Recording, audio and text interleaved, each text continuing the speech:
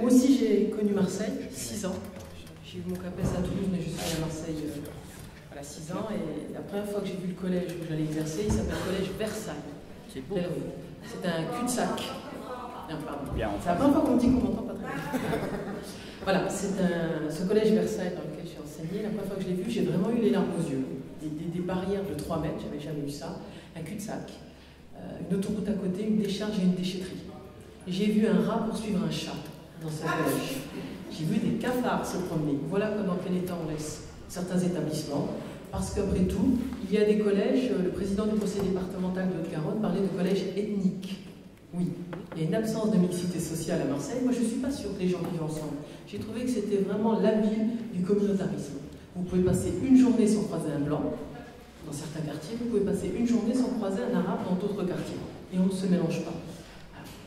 J'étais sur 4 établissements et la même journée, le matin, donc j'étais à Versailles, où sur 450 élèves, il n'y avait pas 10 blancs. Moi, je suis maghrébine, je n'ai pas honte de dire blanc, noir, ça ne me gêne absolument pas, je n'ai pas ces pudeurs que certains ont. Et l'après-midi, j'étais au collège Plan de Cuc. Il n'y avait pas 10 arabes, 10 noirs sur tout l'établissement. C'est ça, Marseille, le grand écart social et le communautarisme. Et ils découvrent la mixité à la télé. Alors, je vais être dans le concret, et finalement, le concret, il n'est pas moins politique que le reste. Le conseil départemental de Haute-Garonne, comme tous les conseils départementaux, ont été dépossédés de certaines compétences au profit de la région. Donc, ils surinvestissent le champ éducatif. Et donc, ils ont pondu un gros catalogue comme ça à propos du parcours laïque et citoyen. On pioche, on choisit, on a des prestataires. Beaucoup de prestataires de la Ligue de l'enseignement, de la FEV, l'association pour la fondation des étudiants pour la ville. Pas beaucoup de compétences techniques, c'est surtout des groupes de parole. Des groupes de parole avec des bâtons de parole. Donc on a fait appel à ces prestataires extérieurs parce que c'est plus sexy, c'est des choses que nous on ne sait pas faire, les profs, faire parler les élèves. Et donc 5 étudiantes se sont présentées et ont voulu parler à mes élèves de 3e en partant sur une affiche de l'Observatoire de la laïcité. Une affiche un peu étrange où on voit la moitié du visage, hein, comme s'il y avait un bâillon ou un foulard. En gros, écrit « Je suis », en plus petit, brune, lycéenne, musulmane, végétarienne, roqueuse, tout sur le même plan, et en un peu plus grand, citoyenne.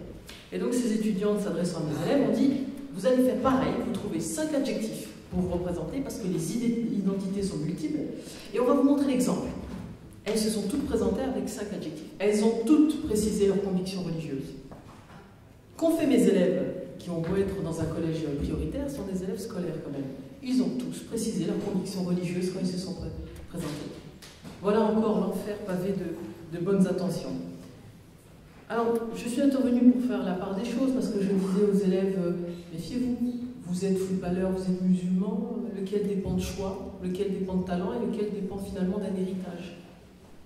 En disant simplement ces choses-là, on arrive à déprovidentialiser la religion, à dédramatiser le fait de croire ou pas, et simplement, on empêche les élèves de se dire bah, c'est moi qui ai raison avec ma religion. Parce que je leur dis souvent que s'ils avaient été kidnappés par une cigogne alsacienne, c'est peut-être redondant ça, à la naissance et déposés dans un autre berceau, ils n'auraient pas les mêmes convictions religieuses. Donc ils n'ont pas à en tirer une fierté complètement déplacée dans ce cas-là.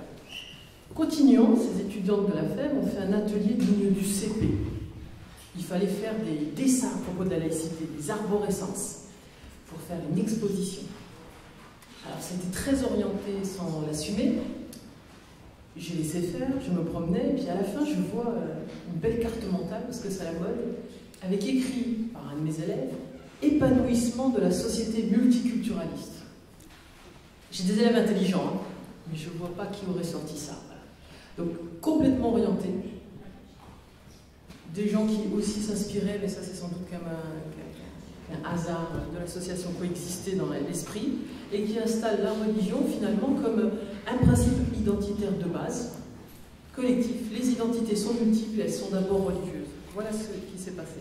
Alors, quand j'étais à Marseille, dans mon collège, tous les projets culturels tournaient autour de l'immigration. Toujours. Et je m'étais fait la réflexion qu'on avait des enfants qui n'étaient pas comme moi filles d'immigrés, et qui étaient petits-enfants d'immigrés. Et on continue à leur balancer toujours cette histoire, mais pas dans un sens scientifique, dans un sens de culpabilité, dans un sens, voilà ce qu'on vous a fait, voilà ce que vous êtes. On fait à perdre de ces enfants des immigrés à perpétuité. On a le choix avec l'école, soit on en fait un miroir et on nourrit un narcissisme. Et c'est une illusion, ça n'agrandit pas la pièce, un miroir. C'est un mur finalement là-bas. Soit on en fait une longue vue, et on parle d'ambition, on parle d'ouverture. C'est pas le choix qui est fait. Alors, un autre exemple, je vais vous parler d'une élève. Je ne vais pas me casser la tête à inventer un prénom, je ne vous donnerai pas son prénom. Elle a été victime d'harcèlement sexuel par des garçons. La CPE, je ne vais pas trop préciser, disait que finalement ces garçons étaient amoureux et qu'ils ne savaient pas exprimer autrement leur amour. Cette élève s'est mise à porter le foulard, elle ne le portait pas, je l'ai eu en 6e, je l'ai eu en 4e, et là je l'ai eu en 3e. Brillante élève, vraiment brillante élève. Elle s'est mise à porter le foulard vraiment pour se protéger. C'est peut-être qu'un hasard, mais ses notes sont passées de 16 de moyenne générale à 11. Et les mêmes garçons qui l'avaient harcelé sexuellement lui ont dit « Mais tu portes un foulard, d'accord, mais pourquoi tu portes encore un legging ?» Ça ne suffit jamais. C'est ce que j'appelle souvent l'effet cliquet. Ce que vous faites ne suffira jamais. Vous ne portez pas le foulard, il faut le porter. Vous portez le foulard, la tenue doit aller avec cette jupe informe, dégueulasse qui va jusqu'au pied. Ça ne suffira pas. Il faudra faire le ramadan, il faudra faire le ramadan 2 jours avant les autres. Un vie. Et vous avez ces discours-là. Les enfants que je rencontre, ce n'est pas les enfants qui me rappellent moi mon enfance. Pourtant, j'ai grandi dans une famille nombreuse, j'ai 7 frères, on a été élevés seuls par ma mère dans un quartier qu'on appelait la Cour des Miracles. Donc, c'est bien quelque chose que je connais. On avait une pratique culturelle de l'islam. Personne n'a jamais ouvert un cours dans ma vie, dans ma famille à cette époque-là. Et là, par contre, on a des élèves qui sont dans l'expertise. Et à Marseille, les Comoriens, c'était terrible. Comme le ramadan commençait en CE1. Et le samedi et le dimanche, c'était cours coranique. Parce qu'en plus, comme ça, les parents sont débarrassés de leurs gosses, ils sont gardés. À Toulouse, on a un autre souci, c'est qu'on a beaucoup d'écoles hors contrat qui ouvrent. Parce qu'une simple déclaration suffit. Alors moi, je ne veux même pas en vouloir aux islamistes. Comme on me disait ce matin, ils font leur job. On ne va pas leur demander à eux d'être laïcs, quand même. Moi, j'en veux aux parents. Ils y mettent leurs enfants sans se poser la question de ce qu'ils sauront.